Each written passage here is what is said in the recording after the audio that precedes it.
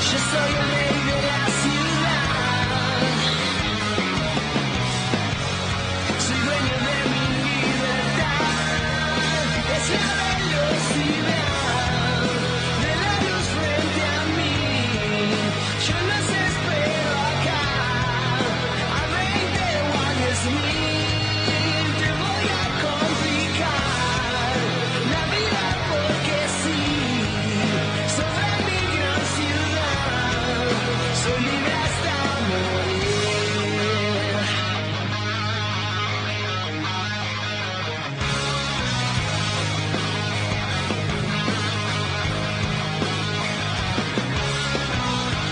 Ya rompí todas tus reglas y la ley no me frenó. Soy un fugitivo eterno y nunca pido perdón. Cómo te aplauden cuando hablas, esos caretas que pagas. Pero conmigo no podés. En Buenos Aires soy el rey. Es la velocidad de la luz frente a mí. Yo los espero acá, a 20 o a 10.000. Te voy a complicar. 23 horas y 19 minutos en la República Argentina. Violencia, violencia y más violencia. Por eso el tema de este programa especial, Radio Latina Telemax, tiene que ver con defensa legítima, defensa por mano propia. En las últimas horas, en la localidad bonaerense de La Plata, quien intentó robar en un kiosco, casi lo linchan los vecinos. Y esto es impotencia. Esto es impotencia. Pues si yo miro, no tengo un policía, no tengo alguien que pueda defender a mi familia, a tu esposa, a tu hijo, a tu madre, ¿qué haces? ¿Qué haces? Dejás, bueno, dale, sí, hacé lo que quieras con mi familia, con mi ser querido. ¿Quién debe intervenir acá? El Estado. ¿Interviene el Estado? Muchas veces no. Una vez un juez me dice, mira, si vos estás en una situación límite, mirás y nadie te defiende, vos tenés poder de policía, vos, porque nadie te va a defender más que vos. Que si no, tenés que dejar al otro que haga lo que quiera, no. Y se dan muchos casos últimamente, por eso hoy el programa especial tiene que ver con el tema. Liliana González es abogada y licenciada en criminología. ¿Qué tal, doctora? Bienvenida, bienvenida. Carmelo Napoli, médico legista y psiquiatra forense. Gracias, Carmelo, por estar. Buenas noches, buenas noches. Diego Spiegel es abogado del médico Lino Darío Villar Cataldo. ¿Qué tal, Diego? Buenas noches, ¿cómo te va? Acércate un poquito más al micrófono. Ahí está bien. ¿Cómo está el abogado, el doctor, el médico? Y mira, tratando de recomponer un poco su vida, ¿no? Después de esto que vivió. Está tratando de arrancar de vuelta un consultorio en el interior del país, en Entre Ríos. Fue abuelo recientemente. Sí. Entonces, un poco el tiempo también va acomodando circunstancias, ¿no? Se tuvo que ir él de su lugar. Él no puede volver, No puede volver al consultorio, que era el lugar donde sucedieron los hechos, que no era donde él habitaba, sino donde él tenía su lugar de trabajo, ¿no? Además de trabajar en el hospital. Liliana, en base a este caso, ¿no? ¿Qué figura le da usted a ese médico que corrió riesgo su vida y terminó matando al delincuente? Yo querría ver si realmente corrió riesgo su vida. Porque para la legítima defensa existen 3 ítems muy específicos que tienen que cumplirse. El riesgo, el método utilizado, que tiene que ser razonable y de la manera que es utilizado, y realmente no tiene que haber habido una provocación. Yo no conozco la causa, lo conozco por los medios. Está armado, te está agrediendo, está... ¿qué significa eso? Hola, ¿qué tal? Buenas tardes. Te vengo Yo le a digo, saludar. llévese todo. Y no lo mato. Pero es mi postura. ¿Pasó usted por algún hecho similar? Sí, pasé por hechos similares. ¿Con armas? Con Tramontina. Sí, y cuando llegó la policía, realmente lo molió a palos. Y yo le pedí a la policía que pararan. Y tengo la foto acá de él. Sí. Y pedí que pararan, porque no me interesaba que lo mataran. No, me parecía que era una atrocidad lo que estaban haciendo, por más que, bueno, hicieron lo que debían hacer en El ese médico momento. no estaba preparado para matar, está preparado por su profesión para salvar vidas, ¿no? Exacto. Y retomando el punto de lo que planteaba Sí. la doctora, por supuesto que uno por instinto, y creo que el mismo Villar, por instinto ante el robo, uno trata, aunque tal vez no sea ni esté obligado a hacerlo, de ceder lo material. El auto ya lo tenía en poder la persona que... Ya estaba que el lo delincuente dentro del auto. Por supuesto. Pero ¿qué pasa cuando aún así te apuntan con un arma? Y en esas circunstancias es donde me parece que está el nudo del análisis de la situación de Villar. Por supuesto creo que todos entregaríamos las cosas. Ahora, ¿qué pasa cuando no es suficiente para la persona que está cometiendo la agresión el que entregue las cosas? A mí me llama la atención, Liliana, que se ponga al lado del delincuente.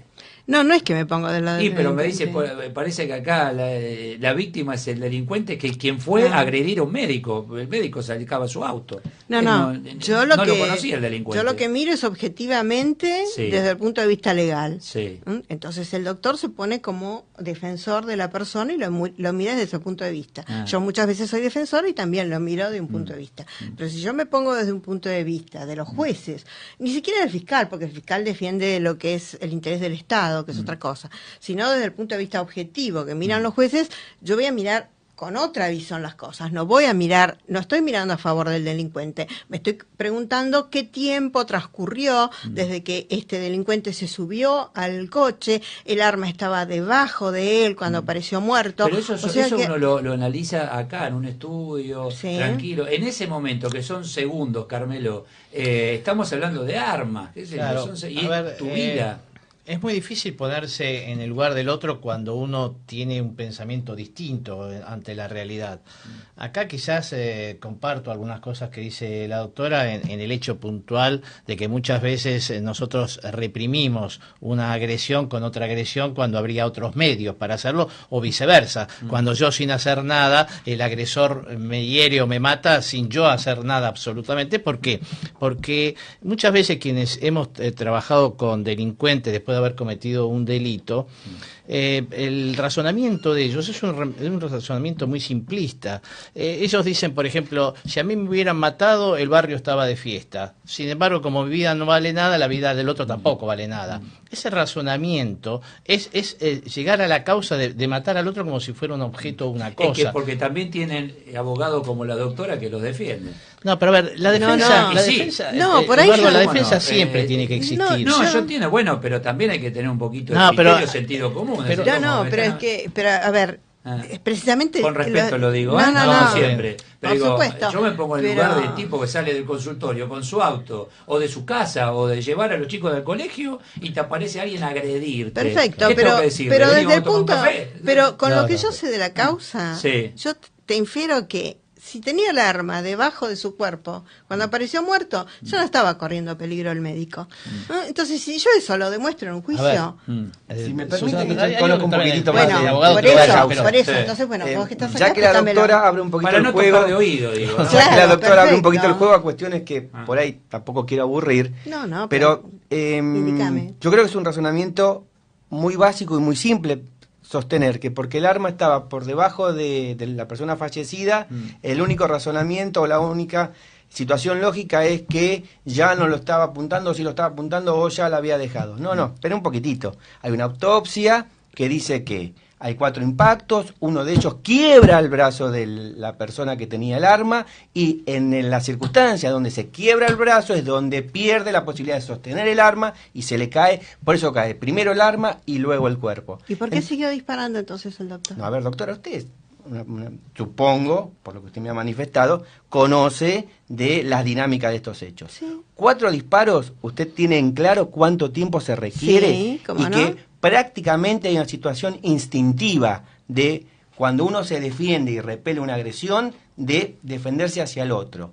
Esta circunstancia de 4 disparos es en segundos. No estamos hablando de tiempo para pensar si sigo disparando o no. Me estoy defendiendo. Efectúo 4 Usted disparos. infiere que él estaba... Puedo haber disparado 1 o 3 o 5. Usted infiere que él estaba parado en el momento que recibe el impacto de bala, por eso cae el arma y después se sienta sobre, Usted vuelve sobre a la colocar pistola. circunstancia que... A ver, No, doctor, bueno, perdón, yo a me ver. pregunto cuáles son las condiciones Doctora, que se las preguntarían vamos, los jueces. creo que tendríamos que ¿Eh? generalizar y no tanto particularizar por una cuestión de lógica. Nosotros tendríamos que ver o analizar, por ejemplo, en la perspectiva, qué es lo que nos lleva a este estado de situaciones, no la situación en sí misma, porque este diálogo que estamos manteniendo nosotros de intercambio de opiniones, ya la ministra lo dijo, acá la víctima es el médico, no Pero fijemos la ministra, el no objetivo. es, la ministra no es la jueza, por favor, pero perdóname. para centralizar cuál es la cuestión de fondo, nos ponemos en víctimas y victimarios. A partir de ahí, si nosotros analizamos el caso en particular, por supuesto que el doctor va a defender a su pupilo, porque esa es a su cliente o a su Esa es su padrino función. político de abogado, porque es lógico que lo tenga que hacer así. Lógico. Y nosotros lo miramos desde otro punto de vista. Lo que tendremos que hacer es generalizarlo para ver por qué llegamos a este estado de cosas. Claro, pero Y acá ahí como es me cuando viene la plantearon, pero situación. perdón, acá plantearon el tema, entonces yo me estoy No, pero circunscribiendo... No, ¿sabes qué la pasa, finalidad doctora? de- A ver, Liliana, a mí me cuesta creer que alguien pueda defender a un delincuente que interfiere en una vida de alguien de buena gente. Bueno, Yo no lo, a la verdad. A ver, tengo en línea al doctor Eduardo Gerón, ex juez. ¿Qué tal, Eduardo? Buenas noches. Buenas noches, Eduardo. ¿Qué tal? Digo, a ver, desde su punto de vista, estamos nosotros cenando en un lugar, aparecen delincuentes, no tenemos policía alrededor, no tenemos nada, nos amenazan de muerte. ¿Uno puede actuar en defensa propia o se tiene que quedar tranquilo, abro los brazos, matame? No, por supuesto, uno tiene absolutamente, no solo absolutamente tiene todas las facultades que tiene la policía, que obviamente por una razón de urgencia no está presente, sino que además no solo tiene que defender su vida, porque acá tenemos que ateñirnos a la letra de la ley. Y la ley dice que no es solo la vida la que se defiende. La legítima defensa defiende la vida, defiende la salud y defiende otra cosa que son los bienes de la persona, los derechos. ¿Cuáles son los derechos? Los derechos patrimoniales. Entonces, si uno puede defender los derechos, o sea, sus bienes, lo puede defender aunque su vida no corra peligro. Y esto es necesario aclararlo con todas las letras. Yo no tengo que estar corriendo peligro mi vida para defenderme. Basta que un ladrón me saque lo que es mío para que yo, en la medida en que mi defensa sea racional. ¿Y cuál es la racionalidad de la defensa? ¿Yo tengo que esperar solamente que este hombre tenga un revólver para defenderme? No, porque si viene con un cuchillo, también me puedo defender de la forma que fuera. O si es un hombre gigantesco, muy grande, o que me va a pegar y yo soy un débil, también me puedo defender de la forma que A ver, Eduardo, doctora. ¿Y qué opina usted con referencia al exceso de la legítima defensa? Bueno, cuando hay un exceso en la legítima defensa, lo habrá. Pero en la medida en que yo me defienda dentro de los límites y que impida que me roben, yo no estoy excediéndome nada. Si yo estoy impidiendo que me roben de la forma que lo puedo hacer, yo no lo estoy. Y en este caso, por ejemplo, me refiero al caso en particular de estos casos que han tenido estado público en los últimos días. Creo que más allá de lo que fuere, ha habido una legítima defensa, y si hay un exceso, pues será castigado, pero este exceso en la legítima defensa nunca va a ser un delito como si fuera un homicidio simple. No, es un delito que es escarcelable, porque precisamente el monto de la pena es un monto bajo, porque atiende ¿a qué? Atiende a las particulares circunstancias en que se encuentra el agredido. En todos estos hechos se investiga a la víctima. Se investiga a la víctima, perdón, vos estabas tomando un café, sacabas el auto de tu casa, llegabas para entrar a tu cochera, etcétera, y aparece el delincuente. Vos no lo fuiste a buscar. Siempre bueno, vos esto sos la es porque, víctima. Eduardo, esto es Sí. porque hay un paradigma instaurado desde hace muchos años de que lo único que vale es el delincuente, y la víctima no tenía ningún tipo de trascendencia en un juicio penal. Ahora, por suerte, se está cambiando esto, se acaba de sancionar una ley de la víctima, en la cual se le da un rol, se empieza a entender. ¿Esto por qué era? Esto era porque había una filosofía abolicionista del derecho penal, absurda, que nos llevó a un estado caótico. Vos de decís, seguridad. había, porque ya, ¿y qué pasó con toda esa gente? No, la sigue habiendo, pero ahora por lo menos están habiendo críticas muy grandes, muy fuertes, inclusive hasta otros jueces que están teniendo una valentía que antes no tenían, porque parecía que antes oponerse a Zaffaroni y a sus acólitos realmente era de alguien, un desconocedor del derecho penal. Ahora están como teniendo nuevamente fuerzas, están dictando resoluciones. ¿Por qué? Porque la gente lo pide a tiempos y la gente está pidiendo que termine esta ola de inseguridad. A ver, ¿usted viene en la escuela Zaffaroni, no, doctora? No, nada que ver. Nada que ver, No sé, no tiene nada, cada uno. No, acá, nada que ver. Acá sí puede hablar, no hay problema. No, yo hablo, yo soy muy se la va a sincera, respetar. yo soy muy sincera Sí. con las cosas que digo. Pero precisamente como existe la figura del exceso de la legítima defensa, es que también se investiga a la víctima. Y que en este caso sería el doctor. Entonces, bueno, hay que investigar todo. A ver, no se puede investigar solamente una parte. En un delito hay una totalidad. Claro. Entonces hay que investigar la totalidad. Esa es la objetividad del derecho penal. Un abrazo, Eduardo, gracias. Un abrazo, buenas noches. Buenas noches. En Nápoli estamos hablando mucho de armas, qué sé yo, y la verdad que la sociedad, nadie va a querer, sale por ahí a andar matando gente. No, lo que pasa es que... Sí, cuando corres riesgo de tu vida, la vida tuya, de tus seres queridos, y la cosa cambia, ¿no? Lo que pasa es que en una escala de violencia mundial como la que estamos viviendo nosotros en todos los órdenes, no te olvides que la escalada de violencia genera muchas veces más violencia si nosotros no ponemos una especie de oposición para conseguir cuanto menos eliminar uno de los factores que propende a la violencia o a este tipo de situaciones caóticas de desorden y de anomias, prácticamente cuando uno hace propias las leyes como para ver si de alguna manera la ausencia del Estado la suplo con mis propios recursos.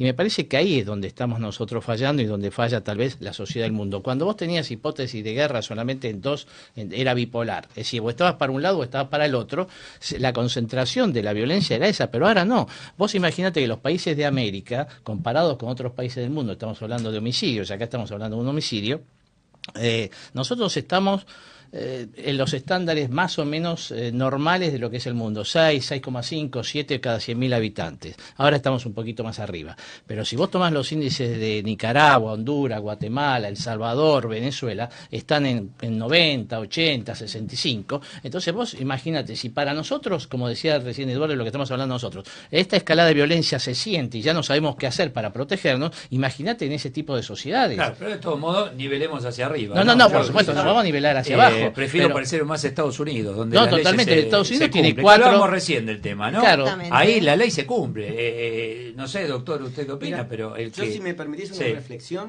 más yo lo que equitativo. noto es que lo que falla en general es el sentido común. Ajá. La aplicación del derecho conforme el sentido común. Y cuando falla eso, ya no importa si las leyes son buenas o malas, si son útiles o inútiles. Porque si el operador no tiene sentido común, el resto falla. Es que yo creo que no tenés sentido común porque hay una ideología muy fuerte en estos temas. Pueden ser múltiples los motivos que te lleven a no tener ese sentido común. Pero el punto es, cuando vos como operador judicial te encontrás ante un determinado hecho, vos tenés que analizarlo, por supuesto, de tu criterio. Por algo, sos fiscal, sos juez, yo soy defensor, puedo tener criterio distorsionado o no.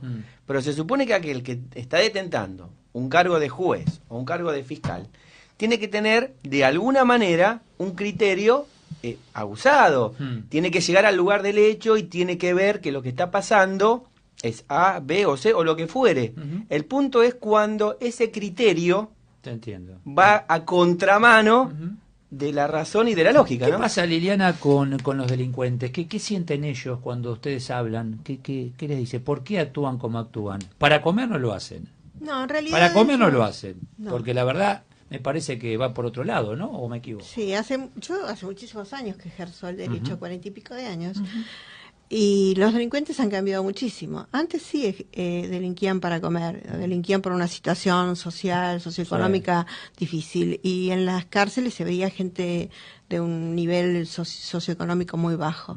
Y con el transcurso de los años ha cambiado eso. Uno ya se encuentra, antes decíamos, no encontramos un rubio en la cárcel, ¿no? Ahora hay de todas las clases sociales, ¿no? ¿Y por qué Realmente. lo hacen? Delinquen porque algunos realmente porque no tienen otra opción, porque han nacido en una familia de delincuentes y no encuentran otra salida, para ellos es su vida. El primer cliente mío me dijo: yo no voy a seguir delinquiendo toda mi vida porque mi padre fue delincuente, yo soy delincuente y no voy a conseguir jamás un trabajo y tampoco me interesa conseguir un trabajo. Así que bueno, viven o sea, no en tuvo un esa... castigo suficiente para revertir esa situación. O No. sea, no tuvo una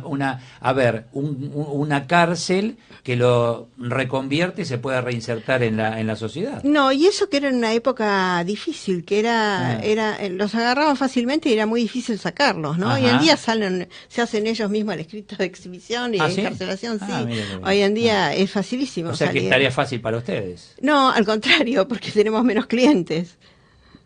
Ellos mismos Pero, hacen sus propios escritos. Ajá. Sí. Algo que siempre me llamó la atención, ¿cómo hace el delincuente para pagar a abogados una buena suma en honorarios? Depende, pero por lo general tienen gente afuera que... A ver, el delincuente que ya está acostumbrado a delinquir... Sí. ¿Es dinero del mismo delito? Sí, por supuesto. Es dinero del mismo delito, ellos van guardando dinero del mismo delito. Y bueno, y siempre queda alguno afuera. Por ejemplo, si es una banda, bueno, el que quedó afuera se ocupa de encontrar el dinero para pagar al abogado. Siempre ellos tienen dinero para pagar al abogado. Ellos saben que tienen que tener dinero. Yo sé que es su trabajo, ¿no? Pero debe ser complejo decir, bueno, me pagan con dinero de un delito, de un secuestro, o de un... Debe ser... ¿no? Yo cuando decidí ser abogada penalista era muy chica, por ver a Perry Mason. Y realmente cuando me recibí me di cuenta que el ejercicio de la profesión no tenía nada que ver con la serie de Perry Mason. Cuando comencé la licenciatura de criminología decidí tomar, como le estaba comentando al doctor, todos los casos, todos los delitos posibles para conocer la caracterología de cada uno de los delincuentes. Por eso yo cuando hablo de un violador, de un abusador, de un escruchante, de un pirata al asfalto, de un homicidio en ocasión de robo, yo sé lo que piensan, más o menos, ¿no? En las generalidades. Por eso los defiende. No, por eso defendí. Hace tiempo... ya no. Ya no. ¿Y por qué ahora no? Porque hace muchos años me di cuenta que realmente ya no me interesaba defender a personas que eran culpables y tener que organizarles toda una mentira para poder sacarlos. Porque el abogado defensor organiza toda una mentira, le organiza toda como una coartada, organiza toda un mise-en-scène para poder sacarlo. O sea, que pasa a ser cómplice de ese delincuente. Sí, lamentablemente uno es... A ver, y es cómplice de, si ese delincuente usted arma toda esa fantasía para que salga, mañana sale y vuelve a delinquir o mata, usted es responsable de ese nuevo delito. Por supuesto. Muchas veces uno utiliza fallas procesales, pero, a ver, uno también puede no utilizarlas y dejarlo adentro, pero uno como abogado tiene que utilizar la falla procesal. Fantasías no, la estrategia pasa por ahí para conocer alguna falla judicial, alguna falla de tremendo que dice la Sí, doctora, pero yo te digo la verdad, Eduardo. ¿Por qué? ¿Qué Porque querés que yo te miento si querés te me miento? parece bárbaro. La Pero esa es fantasía la que vos verdad. podés darle a una persona se va de bruces con el primer interrogatorio con la segunda pregunta. No, vos le Ahora, creás- lo que pasa es que vos vos le querés creás- hacer una falla procesal o una falla en el procedimiento o una prueba que de pronto se pudo haber o una perimetría, una huella que no se tomó, no se preservó, eso puede ser Pero una vos lo falla, querés hacer pero muy no ética una la fantasía. defensa, perdóname, las defensas penales no son muy No, éticas. yo discrepo absolutamente. A ver. Yo, por lo menos tengo una metodología de trabajo absolutamente ¿Qué diferente. tiene de ético lo que acaba de decir Liliana? No sé, eso lo tendrá que contestar ella. La verdad, me daría vergüenza decir yo eso. como- Me Pero, daría bueno, a vergüenza ver, directamente. Yo como abogado Pero, penalista ¿eh? y ejerzo también hace Sí. muchos años, Ah. mi trabajo es mucho más aséptico de lo que acaba de relatar la colega. Por lo menos yo lo entiendo así, mi labor es analizar el expediente. El cliente me puede contar la versión que me quiera contar, pero más allá de ello, yo me ocupo de analizar lo que dice el expediente y qué posibilidades hay de darle la mejor defensa. ¿Y qué entiendo yo por mejor defensa? Es el límite al poder punitivo del Estado.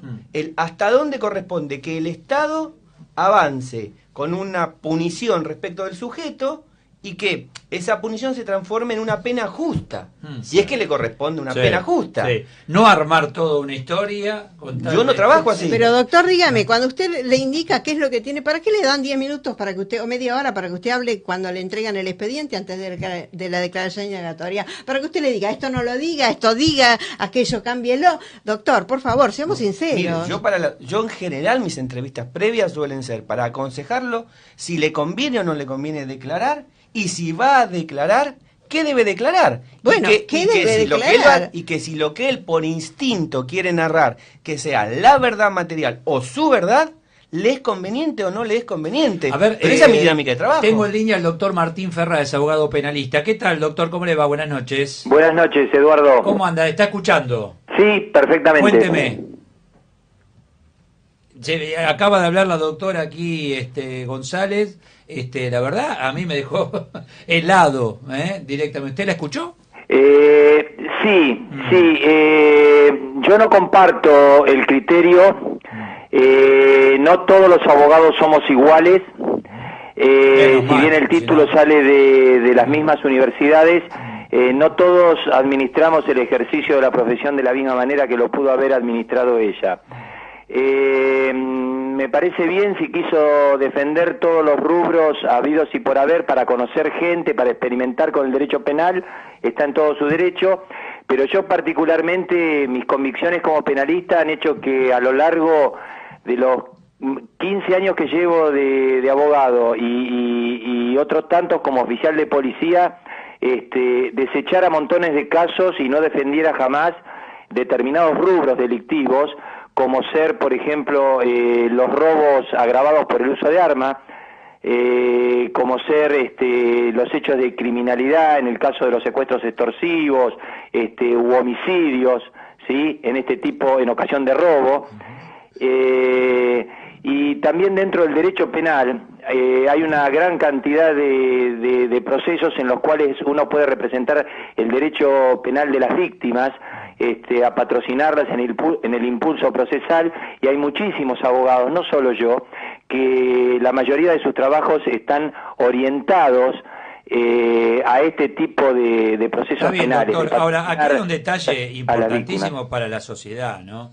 Estamos todos luchando para no tener tanto nivel de criminalidad. Perdóneme, doctor. Estamos todos luchando y sufriendo, con temor, todos los hechos de criminalidad que estamos viviendo.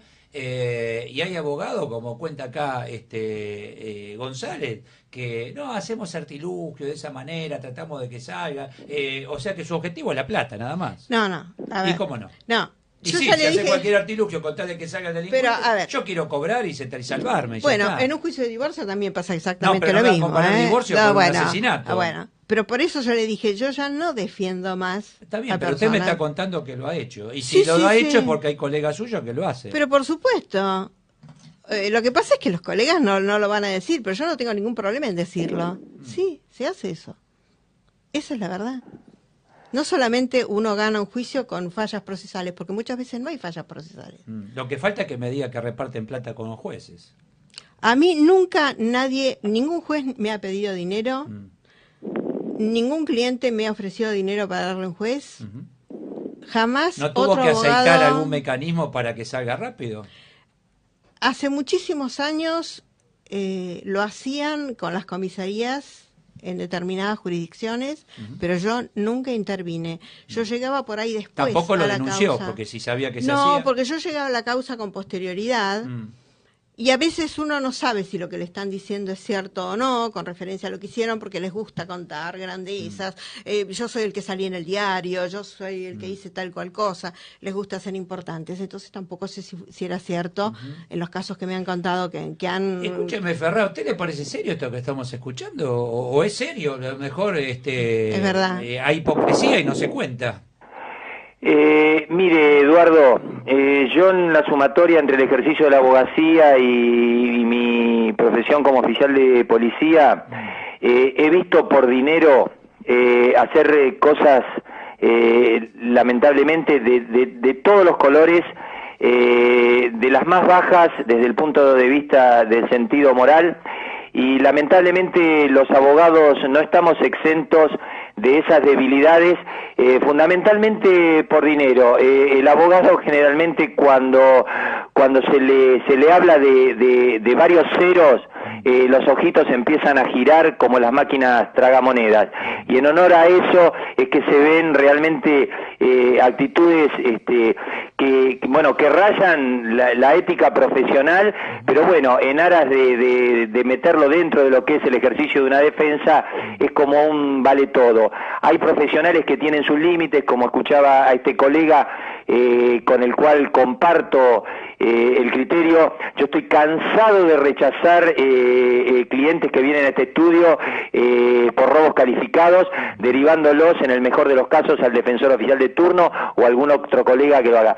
Pero en todo el ejercicio profesional que llevo, jamás he defendido un imputado en un robo agravado por uso de armas. Y esos están los principios profesionales y morales que tenga cada profesional, ¿no? Gracias, doctor. Le mando un fuerte abrazo. Muchas gracias. A usted, Eduardo. Gracias. Qué caradurez, ¿no? Porque estamos cuestionando el que se defiende, pobrecito, porque vienen a robar y trata de defender la vida de su familia, y del otro lado estamos diciendo, bueno, pero también hacemos artilugio con tal de sacar a un delincuente sabiendo que es culpable y es más, y punto. Todo es por plata, doctor. Pero creo que volvemos al punto que te planteaba. Es miserable el tema, ¿eh? Sí. Como persona es miserable, directamente. Sí, la profesión, lamentablemente, cuando ¿O no, uno... doctor? Yo lo que creo que es lo que te planteaba hace un ratito, el sentido común. Cuando se trastoca ese sentido común, empieza todo a derivar en circunstancias de las más insólitas. Es como cuando vos plantás un árbol y se empieza a torcer, si vos le pones un tutor, ese árbol va a crecer lo más derecho posible. Ahora, si no le pones nada, va a ir para cualquier lado. Puede quedar en pie o mañana caerse o vaya a saber qué. Pero es claro esto, Napoli, con abogados de este estilo, el delincuente se siente impune, dale para adelante, total, mañana sale. No, lo que pasa es que no se no puede es bastardear, ¿Cómo no? no se puede No, bastardear el no, derecho no. por algo que de alguna manera hasta puede resultar anecdótico, independientemente si en algún caso pudo haber habido esta extralimitación o esta forma tan sutil y tan venal de ejercer el derecho. Lo que yo digo es que me parece que si estamos desviando el eje de lo que me parece que tiene que ser el tema genérico, no el tema puntual de irnos a ver qué pasaba en un caso determinado o en otro caso.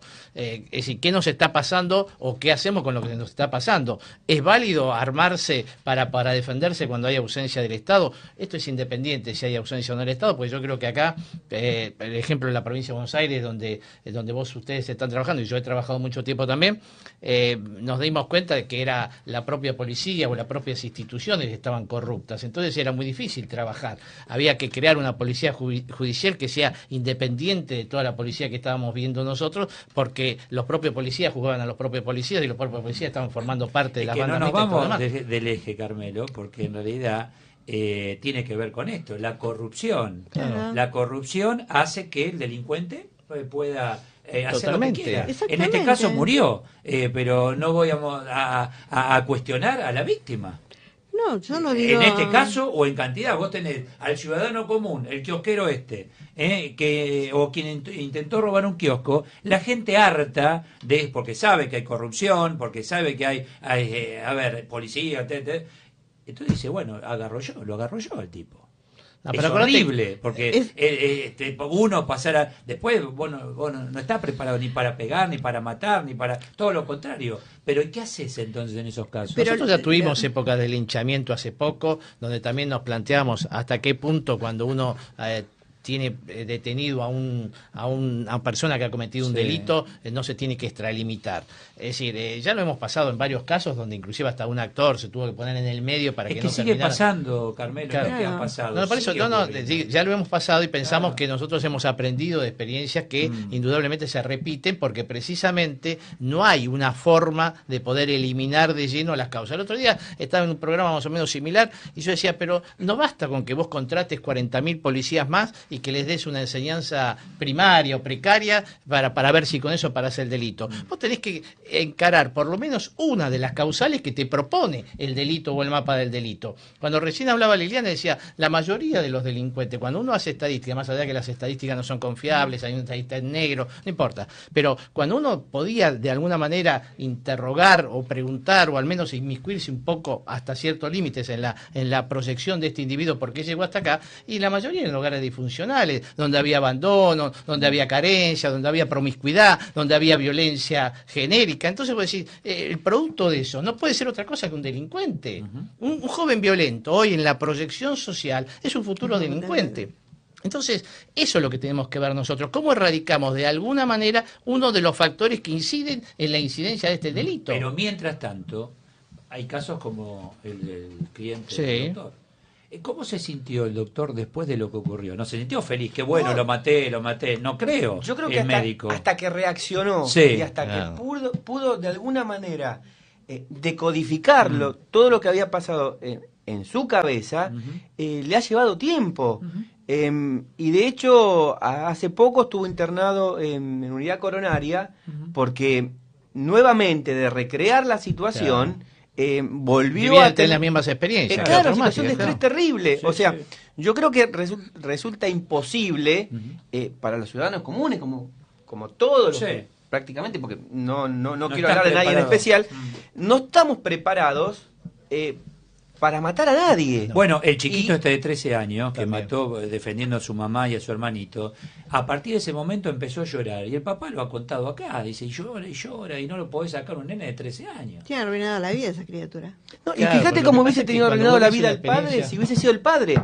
También el que hubiese hecho lo que hizo el chico. Le arruinaron la vida desde que entraron a la casa. Totalmente. Los delincuentes. Sí, claro. Ahí podían haber matado a la mamá, podían haber matado al hermanito, o a nadie, pero le arruinaron la vida los delincuentes que entraron a su casa. Yo creo que hay que poner un énfasis en ver cómo se termina o cómo se disminuye la delincuencia. Claro. Creo que hay que... a ver, creo que necesitamos menos con abogados cómplices no, No, más bien, necesitamos menos abogados penalistas y necesitamos mayor política de seguridad y política de prevención en estos temas. Sí. Eso podría ser interesante, porque más allá que el doctor que defiende al colega, me parece que el colega me refiero a mi profesión, ¿no?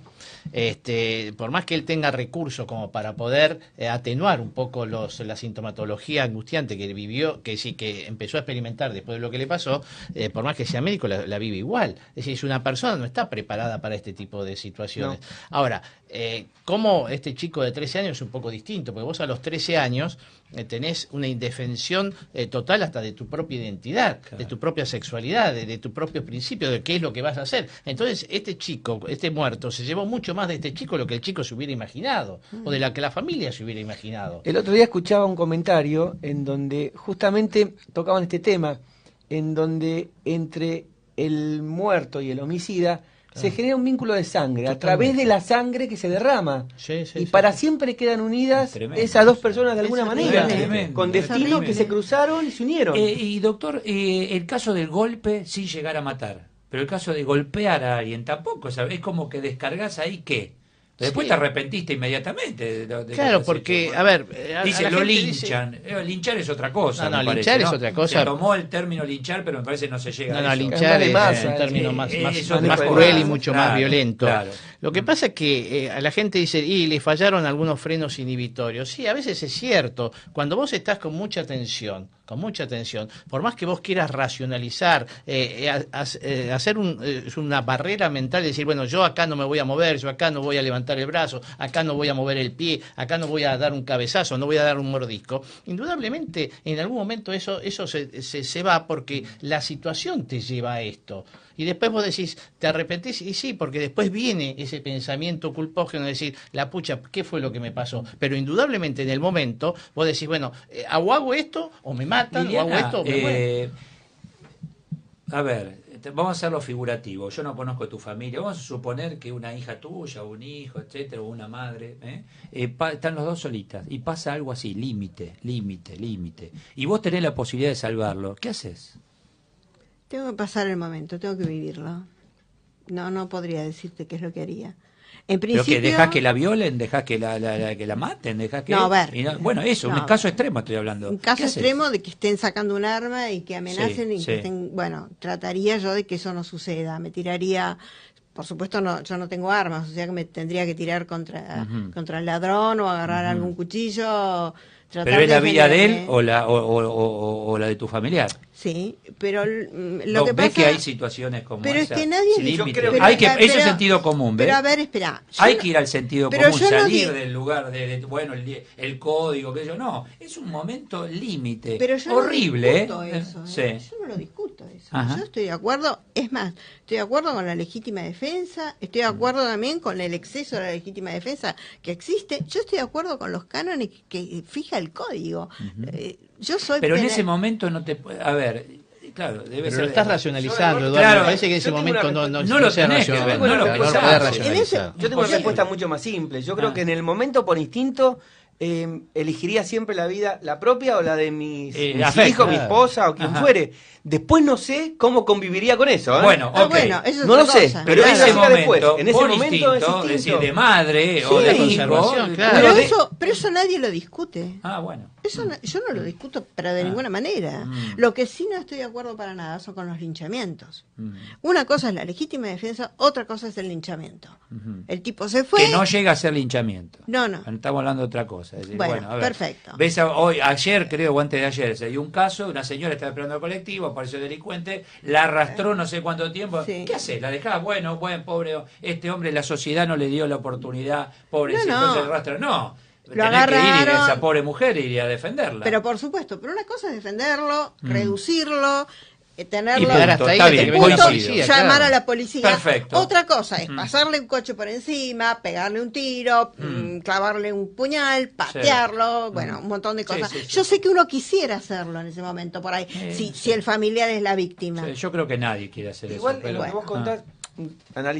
como que visualicé la situación y me puse a pensar, ¿no? ¿Qué tipo de sociedad también uno quiere? Una sociedad donde hay una chica sentada en una parada de colectivo, la vienen a robar, la arrastran y se meten de alguna manera, o la que miran para el costado y dejan que las cosas pasen. Ah, Claro. Bueno, es que la No sé mayoría qué de tipo las de- veces sucede se hace eso. eso. No, yo La- creo que hay un Salvo compromiso. que con presencia del Estado tenés un policía en la esquina y Claro. decís, señor, mire, está pasando esto. Ese es el mundo ideal. Buenas noches a los tres, ¿eh? Buenas Buenas noches a los noches, tres. Está clarísimo, nadie quiere pasar a ser victimario, nadie quiere, por eso necesitamos de la presencia del Estado, sea este gobierno, el que viene, el que se fue, no lo sé, presencia del Estado en los tres poderes, orden. La Argentina hoy tiene el gran drama de falta de autoridad, de falta de orden. En el desorden, en la falta de autoridad, sufrimos todos. Y es lo que nos está pasando a tu familia, a la mía, a cada uno de los argentinos. Buenas noches, siguen aquí en Telemax y en Radio Latina. Gracias.